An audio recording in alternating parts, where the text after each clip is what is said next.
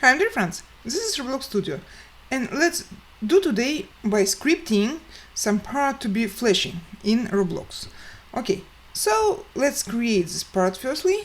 Let it be some sphere, some ball. Okay, let's move it.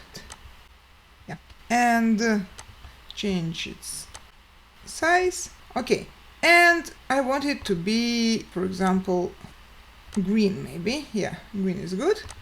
Okay, and material. So when it flashes, its material has to be neon. Okay, let's choose a material. Neon. Okay, now it's neon. And let's do scripting, and let's do it to flash. So this is our part, and let's add script. Okay, remove this printing. Firstly, let's create the local part. Name it ball, for example, and it will be our game workspace and part. Okay, part. In order to flash constantly, we have to create the infinite loop. Okay, so it will be while, and condition is true. While true, do. And what do we have to do? We have to change the material of our ball. Okay, right now it's neon, and we have to do it something else. For example, let's do it glass. So it has to be neon, then glass, neon, then glass.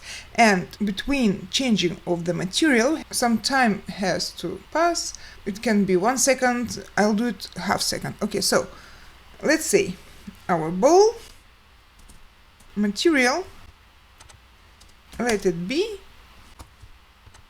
enum material, and at the very beginning let it be neon. Okay, and then, as I said, in some time, let it be half second, the material has to be changed. So it will be like, I can copy paste, but I'll do it like this.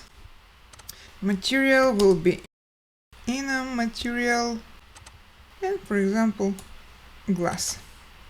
And after that, again, we have to wait for half second in order everything to be okay. Okay, now let's go to play. And let's see what we have. I think it's good.